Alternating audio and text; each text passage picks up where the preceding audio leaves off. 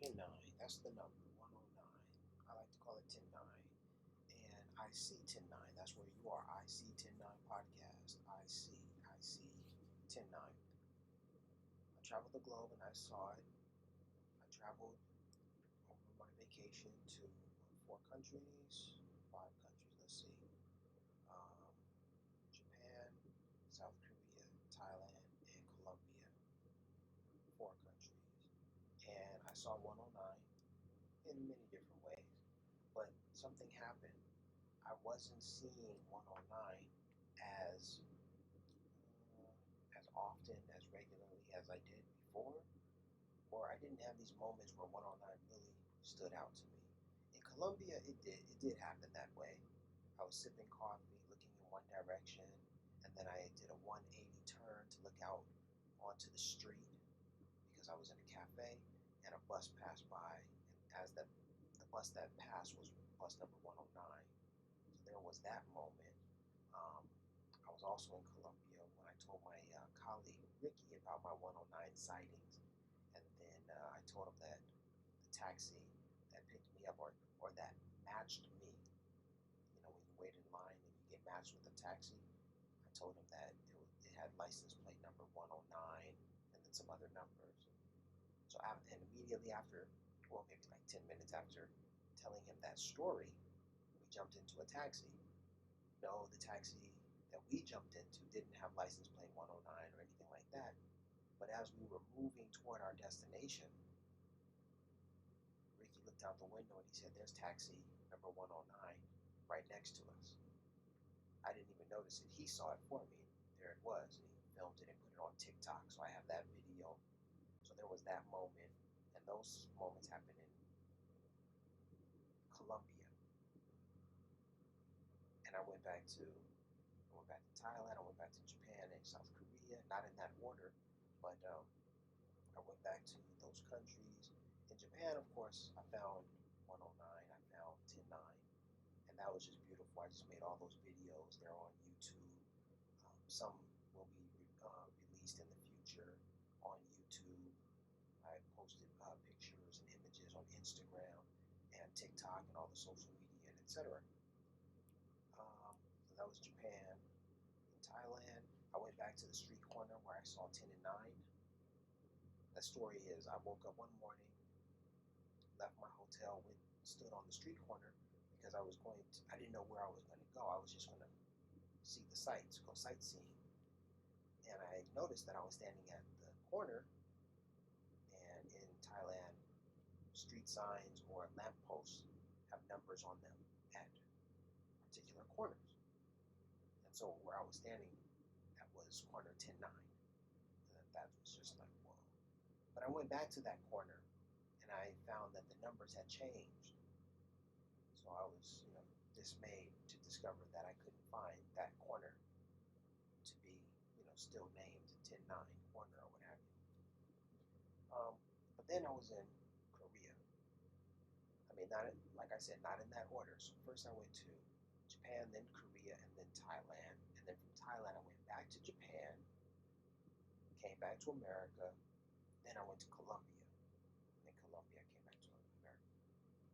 Okay, but when I was in Korea, I sat and I met and I had dinner with one of my elementary school friends, Sylvia Kim.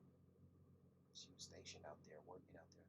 She's like an officer. She's a high-ranking officer in the Air Force. Phenomenal woman, right? And so we had dinner and whatnot, and I was telling her my stories about 109 or 10-9. And Sylvia said, "You know what? My story reminded her of Buddha." And I was like, "Okay, tell me why?" Because 10-9 has already led me down the religious rabbit hole. I've already thought about how 10-9 I already thought about how I saw 10-9 the day that we lost Nipsey Hussle. And then 7 days later, I saw a cross in the sky. So I had three things on my mind: the cross that I saw in the sky, Nipsey Hussle, and then the number 10-9 or 109 that I saw on the day that he was murdered. those three details just stuck with me, and eventually, I somehow, I mean, I know how I did it, but I don't want to go into all the details. I discovered that 10:9 has a reference to a very popular, very famous Bible verse related to Jesus, related to belief in Jesus. And so once I learned that it wasn't a Bible verse about, you know, a poor man and or a rich man or, you know, loving, respecting, obeying your parents. No, it wasn't a Bible verse about that. It was a Bible verse about believing in Jesus. Period. And so taking together all of my experiences running into these numbers 10 and 9, and then having seen 10:9 in one of the most peculiar ways, after seeing 10:9 on the truck in the middle of the desert on the day that we lost Nipsey Hussle, and then to see across in the sky 7 days after Nipsey was murdered, I was like, I just asked myself the question, or rather, the conclusion was drawn for me, and it was like Nipsey was Jesus, and that was like, whoa.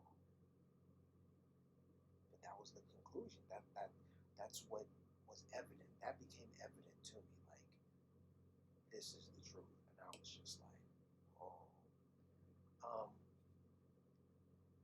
so I had already gone down the religious rabbit hole because 10:9 to me was about Jesus, and it was about seeing God in human beings, in other people, and in this case, it was Nipsey.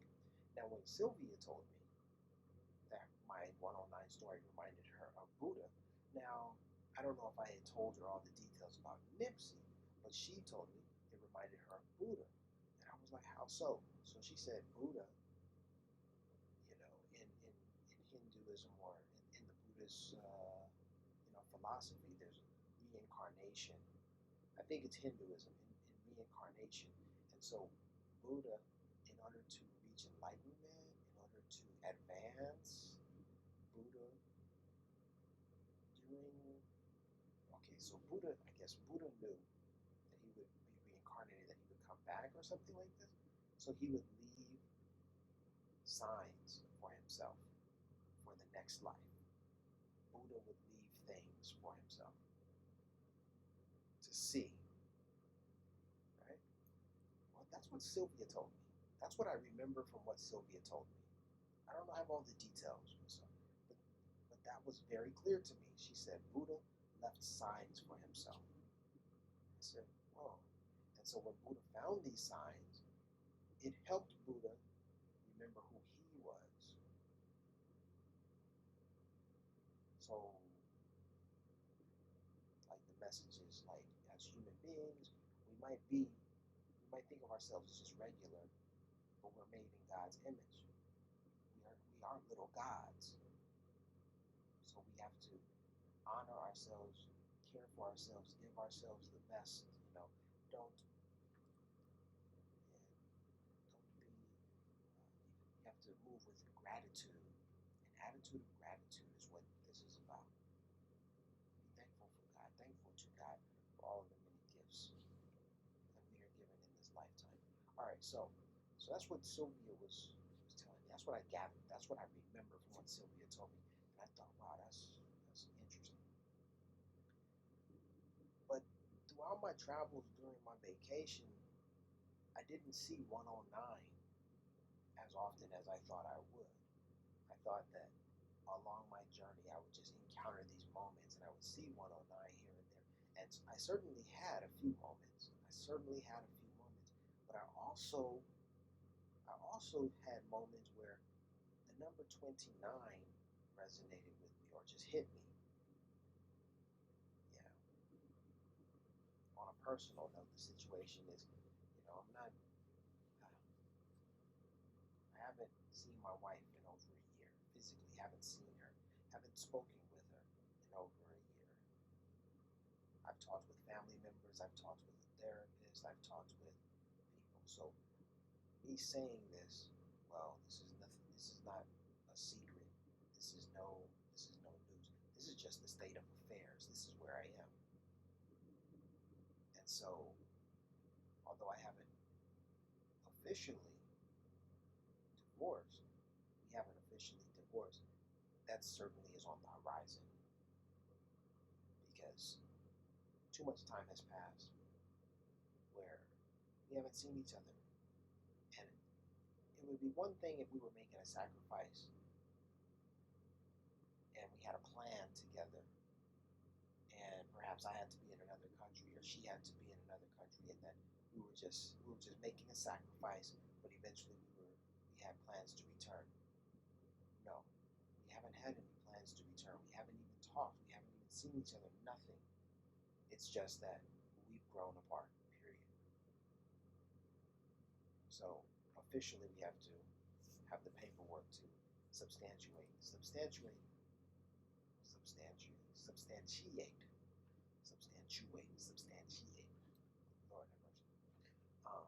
To substantiate the division, the separation.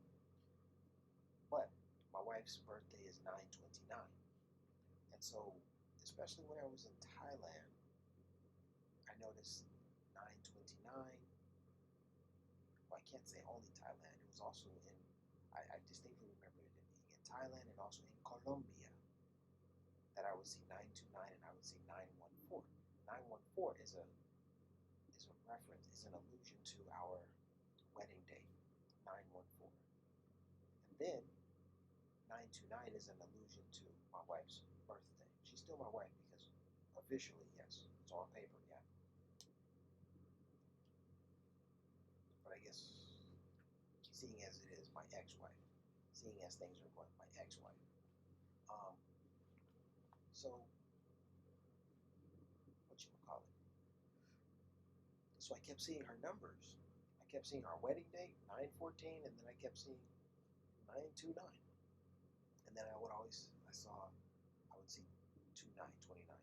And then, even yesterday I saw 29. Someone was wearing a jersey and they had 29 on there. Yes, I distinctly remember. Maybe it wasn't yesterday, but it was Tuesday. All right, today is Thursday. Yesterday was Wednesday. It was on Tuesday, day before yesterday. I saw a young woman walking across the street, and she had a jersey on, and the jersey read 29, and it just hit me so strong, like 29. Like, ah, oh, here it is again. Here goes that doggone number again. Now, let's go back to Buddha, because I was wondering what the heck is going on with 29. Why do I keep seeing 29? Why do I keep seeing 29? All right, this is fascinating because at some point, let's see, how did I get here? I did a quick search on Google. Well, for starters, it's Thursday night. It's now, no, it's Thursday morning. It's Wednesday night, Thursday morning, September 12th, okay? It's 12:49 in the morning as I'm recording this, and I'm here in my home, and I'm reading about Japan. And I'm just thinking about my travels, and just I finished creating a video in which I was talking about Jean-Michel Basquiat, Nipsey Hussle, Nagasaki, Hiroshima, and atomic bombs, and the connections with 109, and all of these things. I was talking about that, and because I was talking about Japan, I cleaned my room. I was cleaning my desk, and there was my Introducing Japan book that I got from the library for free. And I said, you know what? As this video that I've created is rendering, I'm going to read this book. So I read the foreword of the book, and then I turned some pages and looked at the pictures, and then I saw this picture of Buddha here. And I looked at the statue, and I said, you know what? I've seen a Buddha statue in Japan. I've seen two Buddha statues in Japan, large Buddha statues, famous Buddha statues. And this is in the book. This is a picture of a statue of Buddha that I haven't seen. So I said, you know what? I'd like to see that Buddha statue. Where is it? Let me learn about it. So I started doing some little research, and it's interesting. My initial takeaway is it's a black Buddha.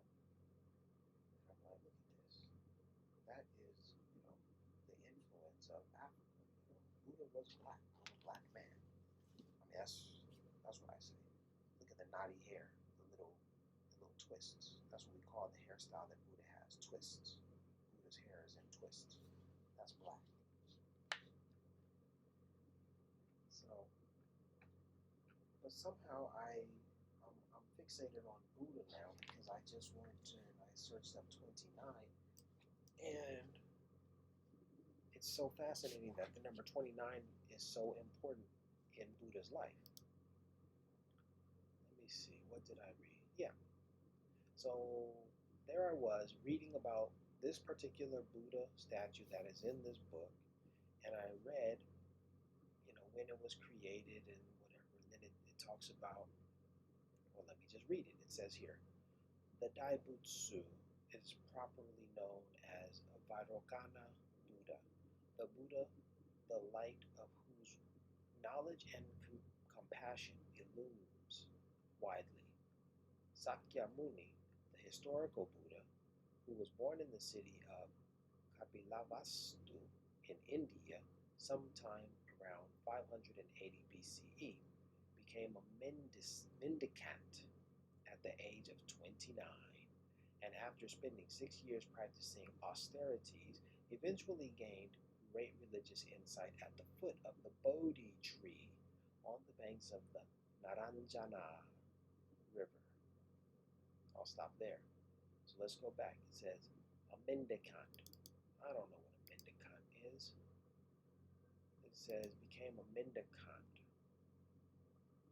But guru, mendicant. Computer's taking a while to search for this. Yes, I would like you to look this up. Became a mendicant at the age of 29. So there's the age of 29 in relation to Buddha. And I said, are you what? It says a mendicant is living by begging of or denoting one of the religious orders that originally relied solely on, oh wow, a mendicant. I didn't know that. A beggar, a tramp, a vagrant, a homeless person, a scrounger, a hobo, sponger, mendicant. That's what Buddha became at the age of 29. I'm saddened to hear this about Buddha at the age of 29 because, heck, I guess I kind of feel like a mendicant. Because after coming back from my travels, my life is just in shambles. Like, as far as work goes, I haven't been working consistently. In fact, it's 12:54 a.m. I need to get some sleep because I might receive a phone call to do some work. See, that's the precarious nature of being a substitute teacher. On Monday and Tuesday, I did not receive a call for work. On Wednesday, I had an assignment.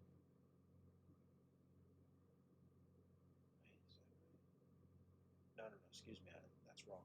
On Monday, I did not receive a call for an assignment. On Tuesday, I received a call for an assignment. On Wednesday, I received a call. Okay, but I did not get the call until like 6 in the morning. So okay.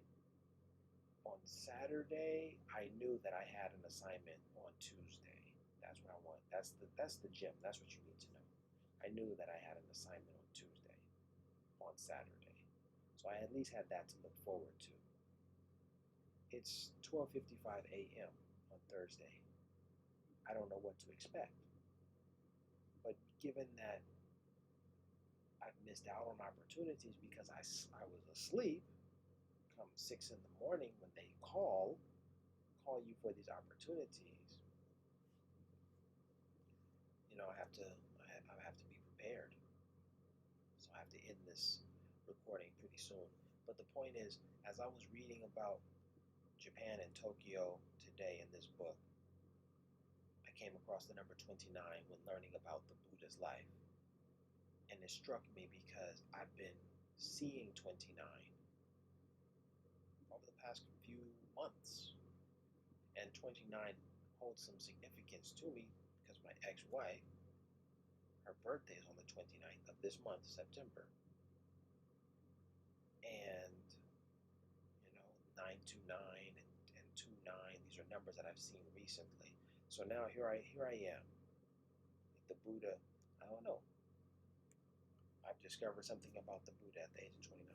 I don't want to be a mendicant. I absolutely do not. And when I was working daily, I had a beautiful run. I had a 3-year run where they told me you need to be at this workplace on a daily basis. And so for 3 years, that was what I did. I showed up and I worked for 3 years. Sometimes I didn't want to go into work, but sometimes I did not go into work. Doggone it, I worked for 3 years, and it's been a good 3 years. But it's been 3 weeks since I've come back from my vacation, and I haven't worked daily. I've worked, I don't even want to say, I've worked maybe 4 days in 3 weeks. That's terrible. Yeah, so I don't want to become a mendicant, a beggar, homeless, and all this kind of stuff. We got to fight that. To fight it, if worst comes to worst, I'm going to have to sell and try to raise some money, save it. Sell as many things as possible. Just sell, get rid of things left and right, and then go teach English in Colombia. That's my exit strategy right there, and let the chips fall where they may.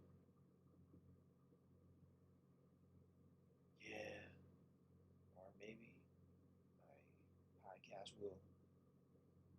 Something will happen with the podcast, and something will change, and I don't know, something. The world will take notice of 10-9. 10-9 will become a global sensation, and people will say, wow, 10-9 led me to church. 10-9 led me to a Buddhist temple. 10-9 led me to study math. 10-9 is so fascinating that, yeah, that I had to latch on to 10-9 to the story because the guy who's telling the story has traveled the world. That's what I want to do, travel the world. He's inspiring. The story of 10-9 is inspiring. That's why people will say, I'll buy that. I'll buy the artwork. I'll buy the merchandise. 10-9 lives. That's how I'll get through all this. Yeah, seriously. All right, y'all. That's my story about 10-9 and 29 and the connection between Buddha and Nipsey and Basquiat, Hiroshima, Nagasaki, Japan. If I didn't mention Hiroshima and Nagasaki, watch the video. Watch the video to see the connections that I made today. Maybe I didn't make them today because I knew about them, but at least I made the video today, or rather yesterday on Wednesday night, and it carried over into Thursday morning. What time is it? It's 1 in the morning now. All right, I'm out of here. Peace and blessings from IC 10-9.